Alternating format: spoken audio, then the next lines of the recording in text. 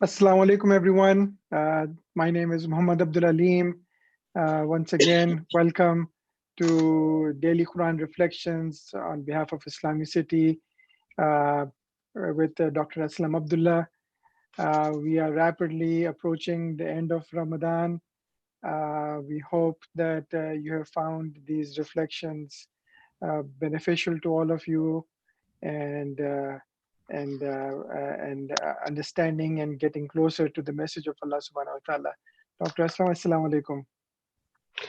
Wa alaikum salam wa rahmatullahi wa barakatuhu. And once again, I would begin by being thankful to Allah subhanahu wa ta'ala for giving me this opportunity to share the understanding of His message with all through the IslamiCity.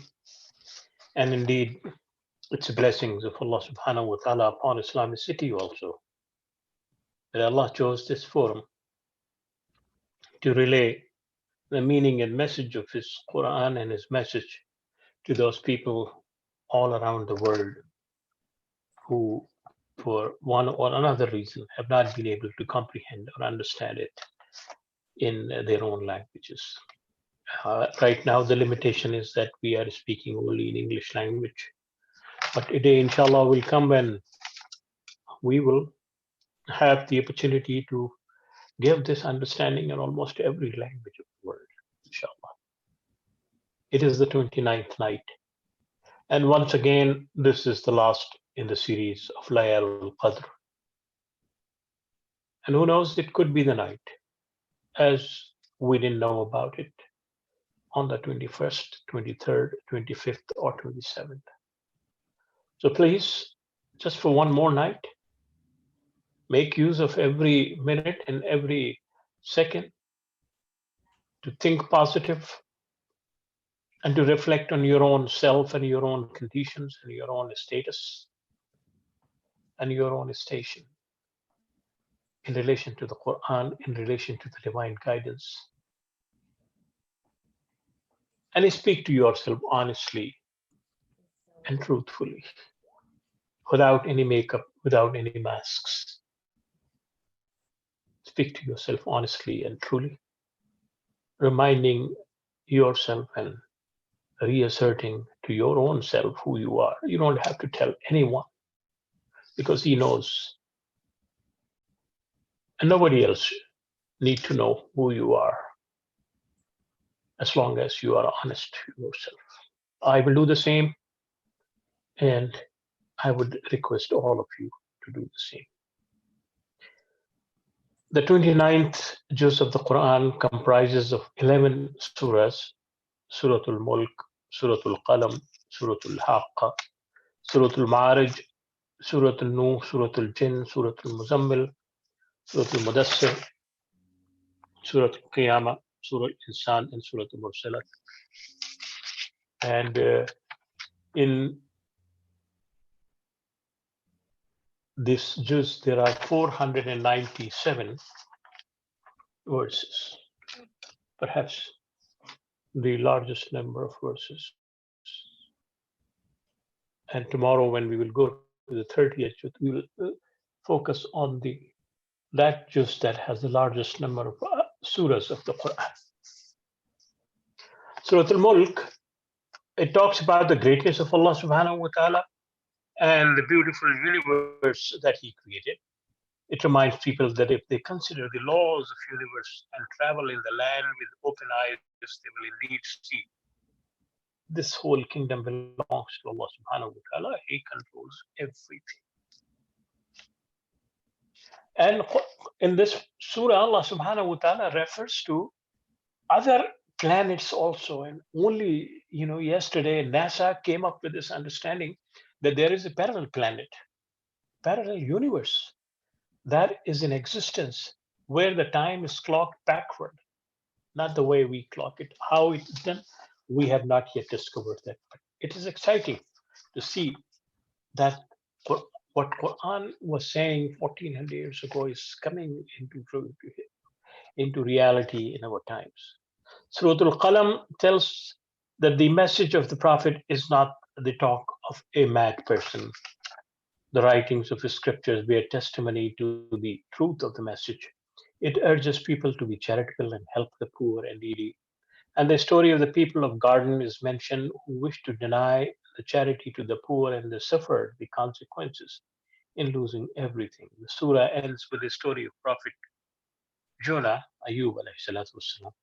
It urges the Prophet and through him his followers to continue his mission and not to give up in frustration. And it basically reminds the believers that the Islam is not a religion of Arabs, it's not a religion for the 7th century, it's a universal religion and it has to be seen within the context of the universe. Surah Al-Haqqa tells about the fate of the people of Samud, Had, and the Pharaoh. Uh, Other overthrown towns, the flood that came in the time of Prophet Noah. It talks about the reward of faithful and the punishment of the disbelievers.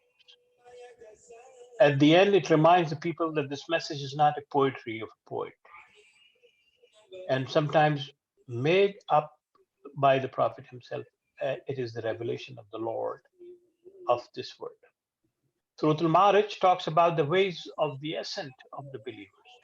The rise of truth will be gradual, but it is sure. The surah talks about the problems of human beings in general, but those who believe their character is different, uh, it warns about the coming doom of the disbelievers. Surah Nuh talks about the preaching of Prophet Nuh and then his prayer for the destruction of the believers. And Surah Jinn gives assurance that the message of Allah will be accepted. It talks about some jinn, a hidden creation, invisible creation, who accepted the message and in this way gives a prediction that if the present people deny the message, then others, yet hidden, invisible, but they will accept that message. Surah Muzammil emphasized the prayers and the readings of the Quran in prayers. It tells the Prophet and all those who stand to preach the message of Allah subhanahu wa ta'ala to take their strength from the guidance of Allah subhanahu wa ta'ala. Surah Mudassir, the subject of this, the dawah of Islam, that it is not a closed religion, it is an open religion. And the Prophet ﷺ and his followers are told to stand up to remove the evils and vices from the society. Surah Al-Qiyamah talks about the spiritual resurrection of the soul when it becomes aware of its Lord, and it speaks about the physical resurrection that will take place at the end of the world. Surah Insan speaks about the human being can attain growth and spiritual development. The rewards of the believers and the character of the believers are also mentioned. Surah Mursalat, in the previous surahs, it was mentioned how the believers receive the moral and spiritual perfection. Now in this surah, it is mentioned how the rejection of the truth have their downfall and are those who reject are causing destruction to themselves. Let's go to some of the highlighted verses of this particular juz that gives us a sense of the message that is running throughout this juz, and that is part of the entire Quranic message. The first one is Surah Al-Mulk, 67, verse 2. And it says, الَّذِي خَلَقَ الْمَوْتَ وَالْحَيَاةَ لِيَبْلُوَكُمْ أَيُّكُمْ أَحْسَنُ عَمَلًا وَهُوَ الْعَزِيزُ الْغَفُورُ.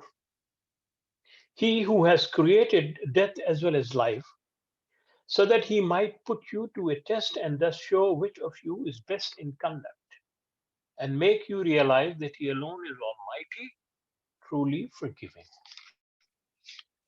Now, please understand that when Allah subhanahu wa ta'ala is saying that he is putting you to test, it is not that Allah subhanahu wa ta'ala does not know our capacity. He is the one who created us. He knows who we are. He knows what our limitations are. He knows what our strength and what our weaknesses are. We do not know unless we try. And Allah subhanahu wa ta'ala is saying that limitless is your potential in this universe. Provided you use your potential in a positive manner, to prove to yourself that you could outdo your own self in doing good to others and good to the world.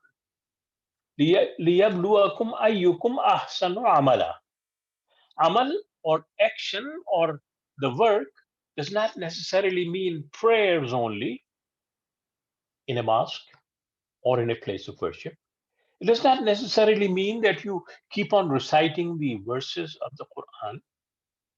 What it means is that in every aspect of the universe and life, you prove your capabilities and capacities in a manner that is beneficial to all. So if you are working for NASA as a scientist, you are doing what Allah subhanahu wa ta'ala expects you to do the best. If you are working in an engineering firm, if you are a carpenter, if you are a farmer, if you are a janitor, no matter where you work and what you do. لِيَبْلُوَكُمْ أَيُّكُمْ أَحْسَنُ عَمَلًا.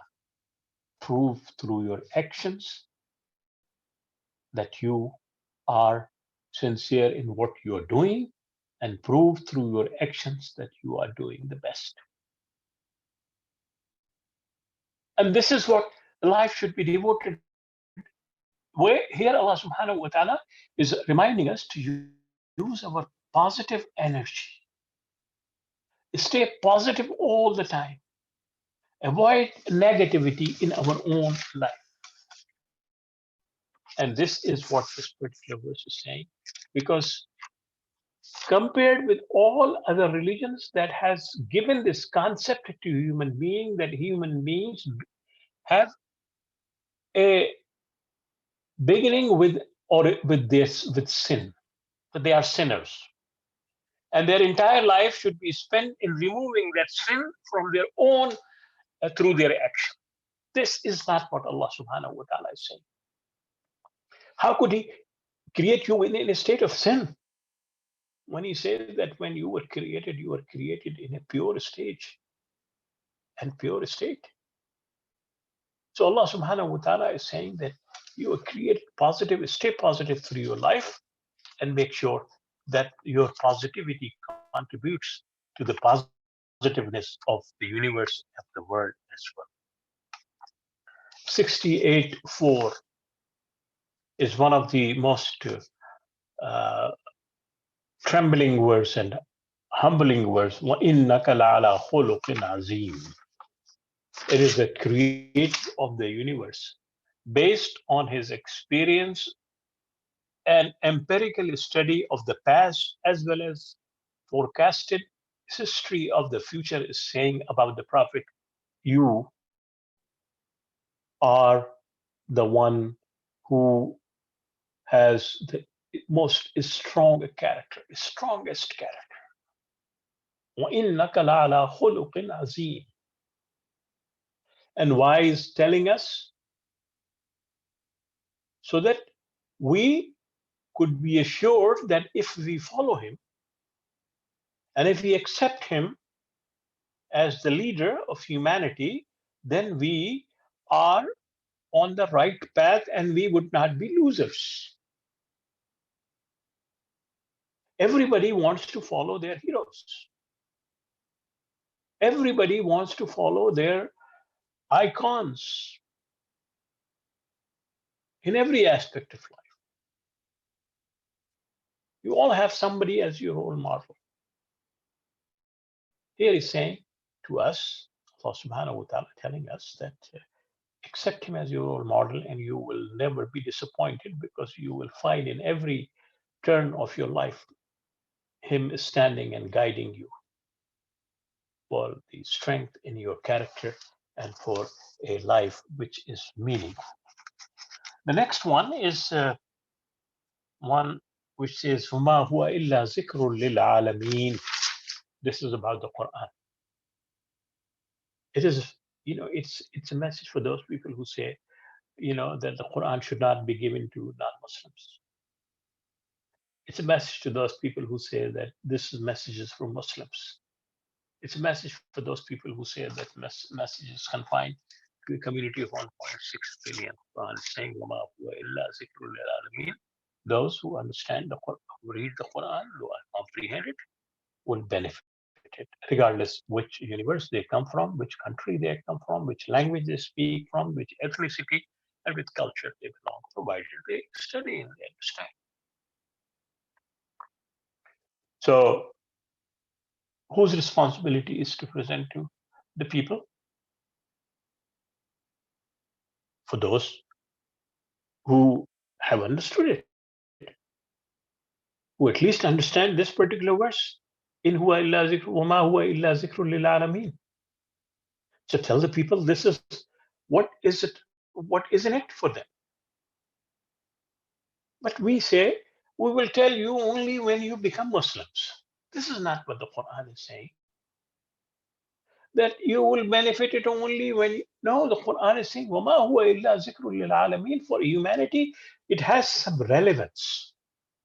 And Allah subhanahu wa ta'ala knows that the humanity will be diverse, will always be following different faiths and different religions. And yet he's saying, وَمَا هُوَ إِلَّا ذِكْرٌ لِلْعَالَمِينَ. For every human being, there is something in this particular book. But when we basically, through our actions and through our behavior, and this is exactly what we have done with this Quran for several centuries, not sharing it, not presenting and projecting them in an idiom which others can understand. We want them to understand the way we understand it. Well, that is our understanding. And we are good for with that understanding. But others have different level of their connection with God, different level of their connection with the divine scriptures. So speak to them in their language, in their idiom, in through their experience, and empathize with them and present God in such a manner that it convinces them. And then it also then says the other one, Innal insana khuliqa huluwa, which says that the human beings, are in called created in a restless situation. They are not settled. It doesn't mean that the human beings by nature are restless. It means that human beings, through historical behavior, have shown this tendency to be restless. They are not settled, which could be positive, it could be negative. If it is used positively, that we are not satisfied with our status quo and we want to move forward with good things, then we would come up with new ideas and new experiments and new conditions and new situations to enable the humanity to grow and to progress. But if we go in a negative manner and restless in the sense that everything that comes to us, we reject it, then we will be in trouble. And the Muslim, again, is an example. For the last 500 years, and I would not mince my word. On every stage, when the humanity had come up with something new, progressive, something different, something useful, in the last 500 years, specifically, I'm talking because earlier the situation was different. We were the ones, Muslims were the ones who basically were inventing things, coming up with new ideas, giving new incentives to humanity. But in the last 500 years, when the printing press came, we said, no, we will not use it. When the loudspeaker came, we said, we would not use it. When the television came, we said, well, no, it is the eye of the Satan. When the internet came, we said, no, this is again the second eye of the Satan. This was the opinion of those people who claimed that they knew the verses of the Quran and they understood it. Inna al-insana khuliqa haluwa. Through their restlessness, through their uncertain behavior and attitude, they basically rejected everything that was making sense in the realm of the divine universe. Then we come to the verse 6 of 74, which is Surah Mudassir. وَلَا تَمْنُنْ تَسْتَكْثِرْ. And do not through giving seek yourself to gain. Do not buy fame by giving. Do not buy positions by charity. Do not use your resources, your knowledge, your status that is helpful to the people to gain something in person. Do it selflessly. وَلَا تَمْنُنْ تَسْتَكْثِرْ. It's a very powerful verse. Imagine what kind of human being it creates, what kind of a situation it wants for all of us to be, that we would not misuse the resources for our own personal benefit. We'll use it for the benefit for all. And that is what is being said. Let's come to some of the most powerful verses of the Quran also. And these are the three of Surah Al-Insan. هَلْ أَتَىٰ عَلَى الْإِنسَانِ حِينٌ مِّنَ الدَّهْرِ لَمْ يَكُنْ شَيْئًا مَّذْكُورًا إِنَّا خَلَقْنَا الْإِنسَانَ مِن نُّطْفَةٍ أَمْشَاجٍ نَبْتَلِيهِ فَجَعَلْنَاهُ سَمِيًّا بَصِيرًا إِنَّا هَدَيْنَاهُ السَّبِيلَ إِمَّا شَاكِرًا وَإِمَّا كَفُورًا. Learn about yourself, and you will see that in this endless span of time, where human beings did not exist in any form, in any shape, except in the ideas of Allah subhanahu wa ta'ala. He was not a known entity. Human beings were not even known conceptually to anything that exists in this universe. And it's talking about what the NASA and what the science is telling, that billions and billions years of create process of evolution in this universe. Before the oceans, before the mountains, before the wind, before the grass, before the rivers, anything. There was something that was the existence of God, but human beings were not in the concept of any of those creations. Hal ata al insan, and human beings should know that, should understand that they are one of the rings in the rings that are existing all around the universe. Inna khalaqna al-insana min nutfatin amshaj. Verily it is we who have created man out of a drop of sperm intermingled. Here, in the most beautiful way and the most succinct way, the Quran is describing the process of creation, the human creation, the evolutionary process, physical coming into being of that human being. فَجَعَلْنَاهُ سَمِيعًا بَصِيرًا, and describing the stages through which human beings begins to see and begins to hear. That's also very powerful.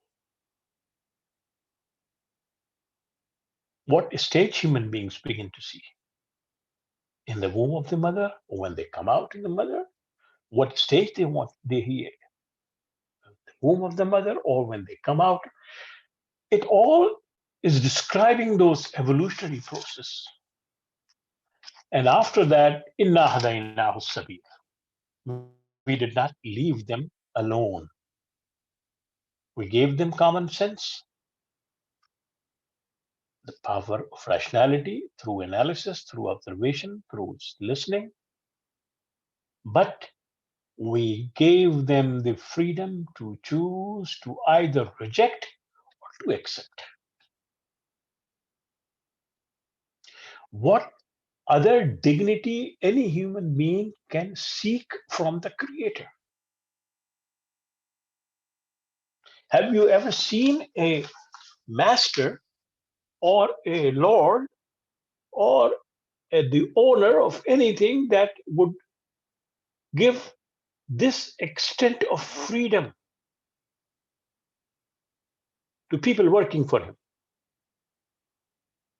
Would you ever, if you are the owner of a business, if you're running a corporation, would you ever accept an employee who you would tell, well, this is the work that we are doing, you are hired, and now it's up to you to choose whatever you want to do. And if you want to not to choose, that's fine with us. We'll give you the money. We'll give you the salary. You would laugh. You cannot imagine, regardless of what economy it is whether the communist economy or the socialist economy or the capitalist economy, it is based on the fruit of labor. But here Allah subhanahu wa ta'ala is telling that you are created, you have been given all these powers, you can use them in whatever way you want. It's up to you to accept us or to reject us. So powerful and so much dignifying a human being that from the status of a sinner, people who, from that concept that was prevalent in the society at that time, that all human beings are born sinners. And one way or the other, they have to come out of that sin in this particular life. If they fail to do it in this life, then they would get different lives, as is the concept of Hinduism, or their soul would keep on wandering, as is the case of Buddhism, or their soul would stay as ghost, as is the case of many other religions. And this is what Allah subhanahu wa ta'ala is reminding us, that human beings have been given that high status. And we will talk about it tomorrow as well. أقول قولي هذا وأستغفر الله لي ولكم.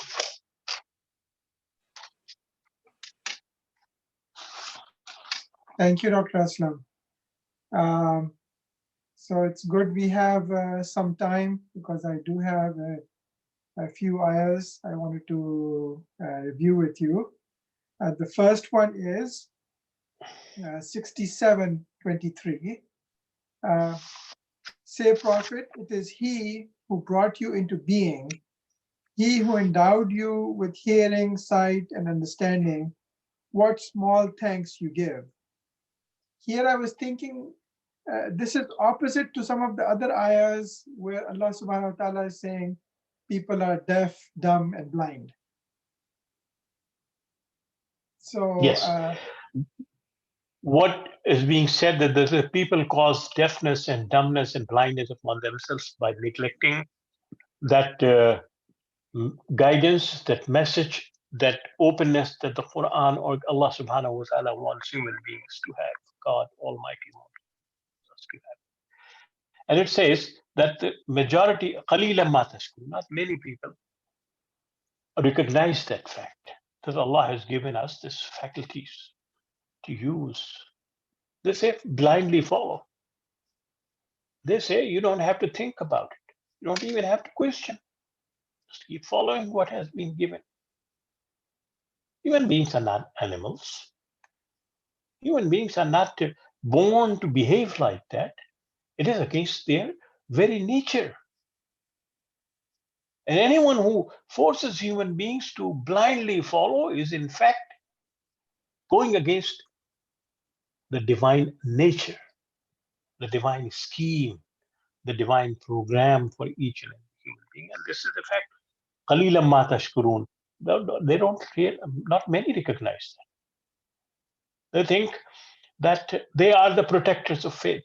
No, we are not. God is the protector of the faith.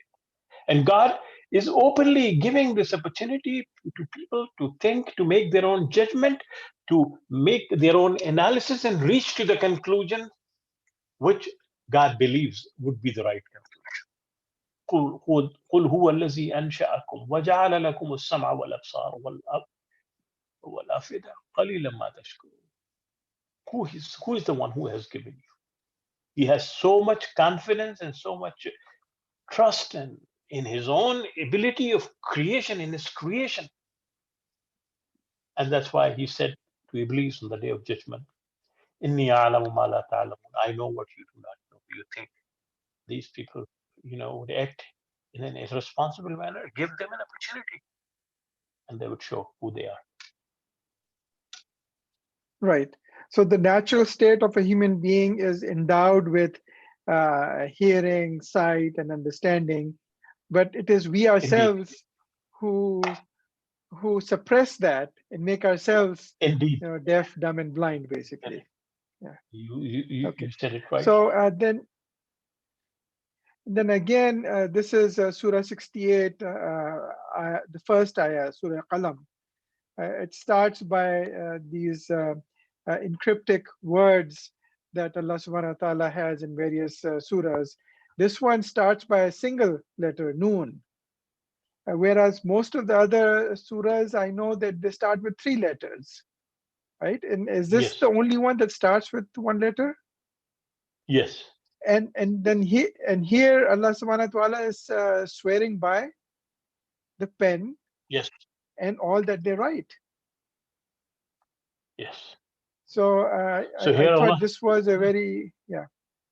Go ahead, please. here Allah subhanahu wa ta'ala is emphasizing on the power of knowledge. It is the pen that preserves the knowledge. It is the pen that ensures that ideas are preserved, that the experiences of humanity are preserved, that the concepts are written down, the concepts are passed on to generations to come. It was 1400 years ago when writing was not that common. So Allah subhanahu wa ta'ala is swearing by that, and it's basically reminding us that the knowledge, the essence of the human existence. Without knowledge, human beings are of lower creation. The knowledge would make Right. them. And what is knowledge? What we earlier said, sama wal absar wal afida. Observation, comprehension, and analysis. So and here it is, of course, the pen, and qalam usually is translated as the pen, but now we know that there are other writing instruments, like these days we Indeed, have our keyboard and so on. So what is the root of qalam? qalam Do you itself know? is a qalam itself is a root word. Yes. Qalam itself is a root word. Okay. Yeah. And does it mean anything that Means writes? to it means to preserve anything. To preserve. I see. Yes. Okay. So the next verse is 69:19. Anyone who is given this record in his right hand will say, "Here is my record, read it." And this is, of course, referring to and the day of judgment, when we'll be handed our record ourselves.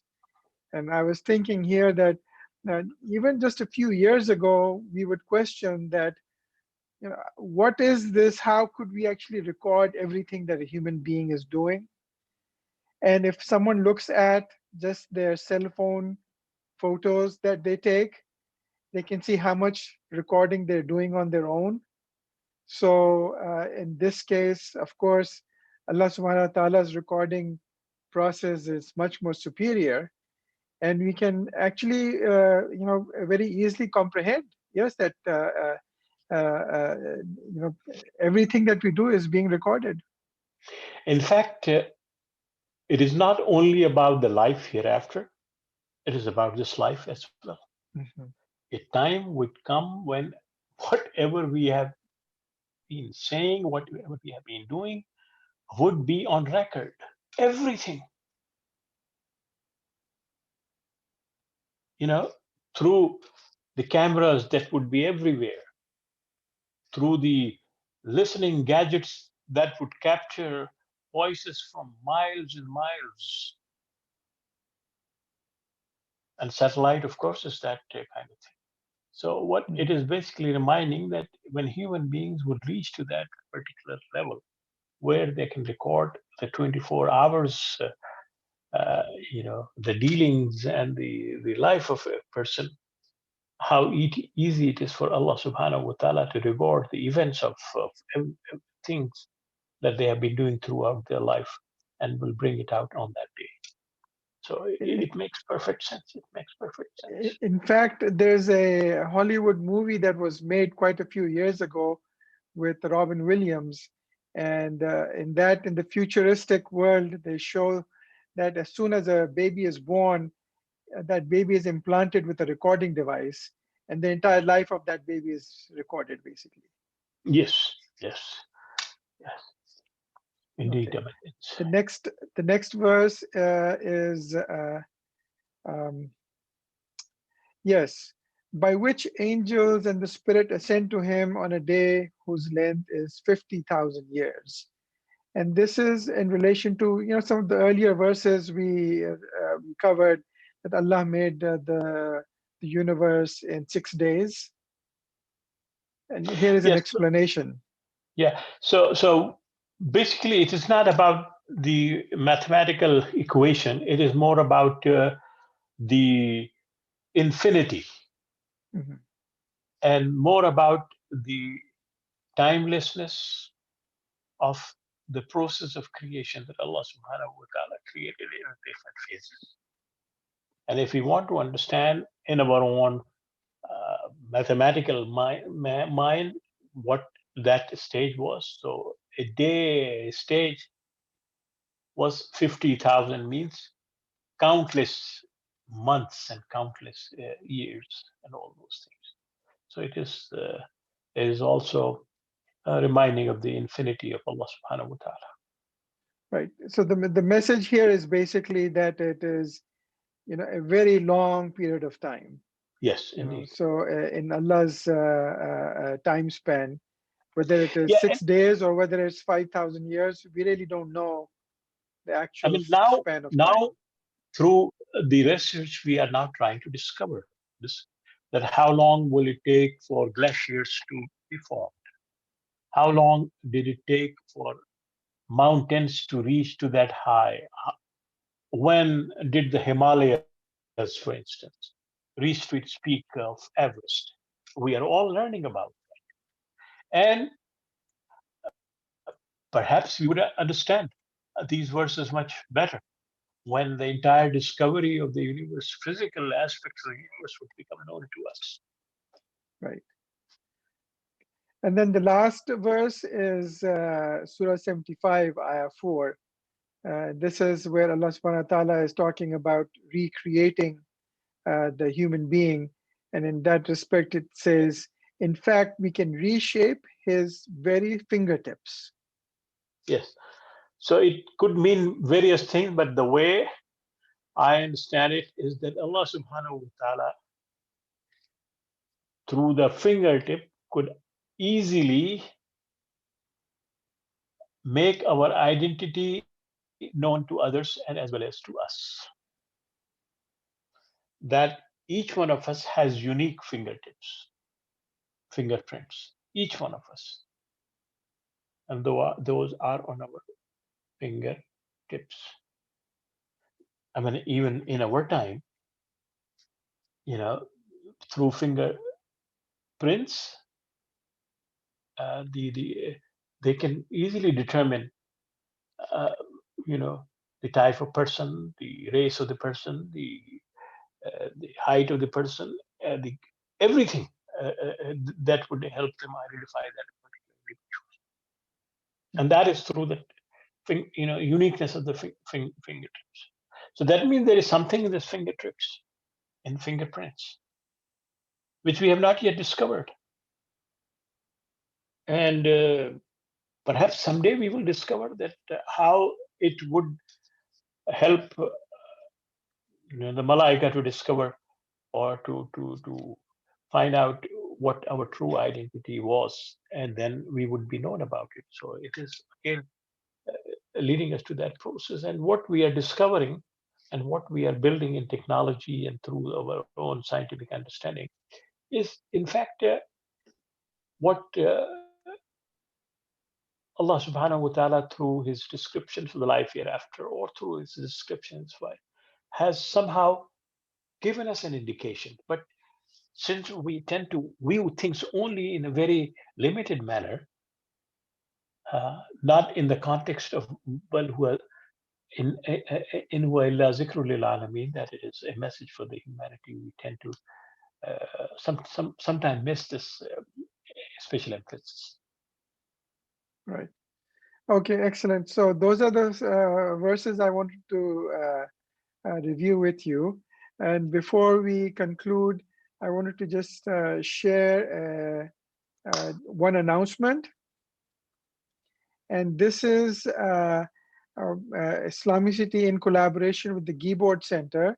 We're holding a interfaith event on May 27th, 4 p.m. to 5:30 p.m. And Pacific time. And please, you can register for this event. We will have a storytelling where we have various speakers. We have Tasneem Noor, who will be speaking from the Islamic perspective. Tahil Sharma, he will be speaking from a Hindu perspective. Rabbi Neil Thomas Daniels will be from a Jewish perspective.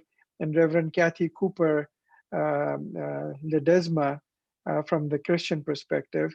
They all have, they're all very engaging storytellers. So we are holding this virtual interfaith program on the 27th. Please register and join this event. The format of this is about 30 minutes. The speakers will be presenting short stories, and then all the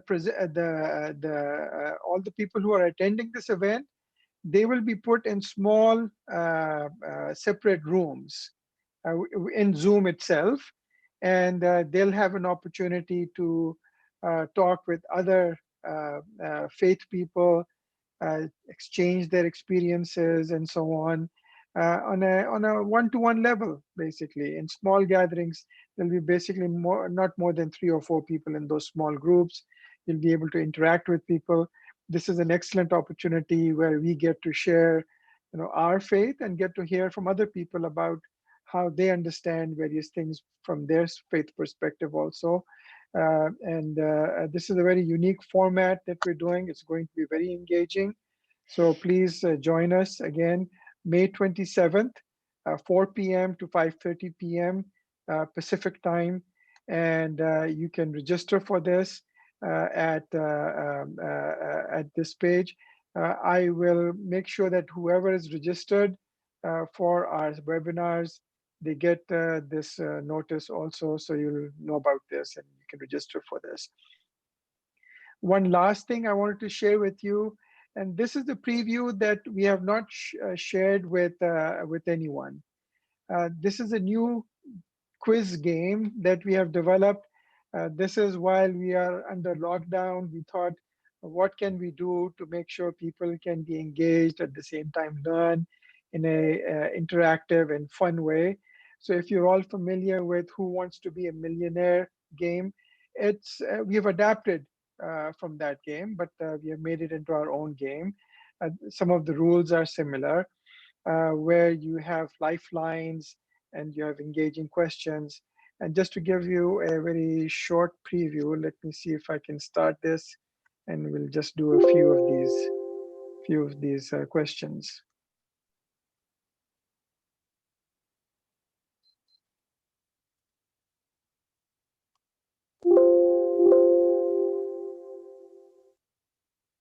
So Ar-Rahman means the most merciful. There's music. I've muted the music, so with the music it makes it more interesting. But the next question is, what is the most important trait they would like for in a spouse? Okay, so my wife is telling me that it should be religious devotion, so I'll go with that. And then, which of the following was not a prophet of Allah? And then here I'm going to select Abu Bakr. Who broke the idols and left the axe hanging around the biggest idol. Now, if I don't know this question, if I'm not sure, I can select 50-50. So what it does, it takes two of the possible answers away. So now I have a 50-50 chance of guessing who did this. So Prophet Musa or Ibrahim, I can go with Prophet Ibrahim. And then the next question, Prophet Muhammad's mission was to these. Again, if I don't know, I can go to the audience, and here I can see that 55% of the people who have attempted this question, they got it right. So if I go with the audience, I have at least a 55% chance to get this. So ask the audience is in progress, and in 5 seconds, it will tell me what the answer the audience is giving me. The audience is saying B. So I'll go with the audience, B, and that was the right answer. So again, I've completed the first level of this. So this is an exciting game. Please take advantage of this. Please remember that this is still in beta. You are one of the first people to know this game. We have not announced it, but since you have been visiting us every night, I thought that we'll give you a preview. Please try it out. If you find any mistakes, you can click on this feedback button and write on that question. If you don't understand that question, if you think that a question is not right, you can give your feedback right away. So, and the way to get to this is just IslamiCity, since it's not published, IslamiCity.org quiz game. Again, IslamiCity.org quiz game. Write that down, and please play this game, and I hope on Eid you can enjoy this with your family. If you find any errors, please do let us know, and we hope that this will be a good, fun way to learn about our faith and also have a good time with our family also, inshallah. And in the end, I will encourage all of you, if you have not already donated, please consider your donation to IslamiCity. And if you have not given your zakat, you can give your zakat to your zakat al-fitr. You can do that at IslamiCity also, and encourage your friends and family to support us. Our goal, as I have mentioned, was an aggressive goal, 500,000, and we're going to continue fundraising this because this year is extremely critical. Demands on our services have increased, so we do need to raise more money, and we'll continue with our effort. But out of the 500,000 goal that we have reached 45% of that, alhamdulillah. And we will still try to get to that 500,000 goal in the next few months, inshallah. So please support us. Ask your friends and family to support us. This is Sadqa Jariyah. We've been doing IslamiCity since 1995. This is our 25th year anniversary that we are also celebrating. So several thousand people have taken Shahada at the website. Every month we get over 1.3 million visitors. So consider the amount of knowledge that is being spread through the website, and it will be through your support and donation. And people who have been supporting us over the years, of course, it is through their efforts that we're able to continue this effort. And more than that, of course, it's with the blessings of Allah subhanahu wa ta'ala that we're able to continue this effort. And we're extremely grateful that we have this opportunity to use our skills. Most of us come from an IT background, and we have different educational people also, and from different backgrounds. We all have this opportunity to make sure we can do this. And of course, with Dr. Aslam, he's a resident scholar. He has been guiding us, and he has been providing lectures for us throughout the years. And as I mentioned yesterday, asked Dr. Aslam We have that in our forum, so you can ask him questions.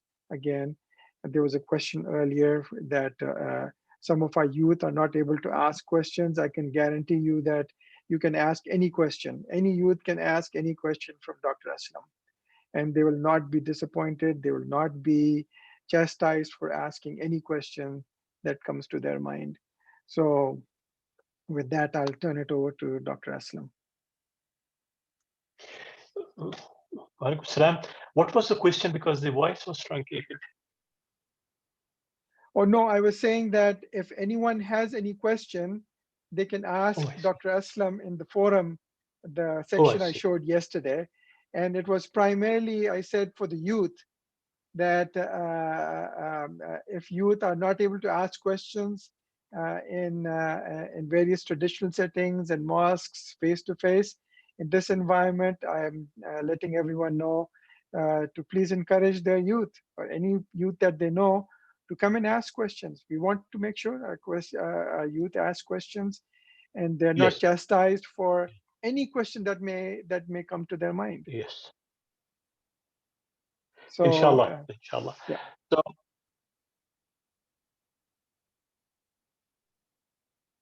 inshallah, then tomorrow night we will have the final juz of the Quran, and we will have, inshallah, the dua also, which usually we do at the end of the completion of the Quran. And tomorrow it's also Jummah, so we will also have the Jummah prayer at 1:30, I think, probably on the same channel. So let us recite. One announcement, Dr. Aslam. We will have Jummah tomorrow, but then on Sunday, we will be having live Eid prayers on the same link that where we come for Jummah. We will have the live Eid prayers, takbirat starting at 8:30, and then Salat at 9 o'clock with Dr. Aslam. And then immediately after that, khutbah with Dr. Aslam. And we have a short program. We have a speech, a very engaging speech by one of our young sisters in our community. And then we'll also play this quiz game that I was sharing with everyone. Wonderful. Dr. Aslam, please. بسم الله الرحمن الرحيم والعصر إن الإنسان لفي خسر إلا الذين آمنوا وعملوا الصالحات وتواصوا بالحق وتواصوا بالصبر. Allah subhanahu wa ta'ala give us the inspiration to understand and comprehend the Quranic message and then translate it, whatever we learn, into our lives. Allah subhanahu wa ta'ala bless the IslamiCity and bless all those who have attended it. Allah subhanahu wa ta'ala open the hearts of the people so that the resources can come and the efforts can be doubled to give right understanding of message to the people. سبحان ربك رب العزة عما يصفون وسلام على المرسلين والحمد لله رب العالمين. السلام عليكم ورحمة الله وبركاته. Wa alaikum assalam. Thank you.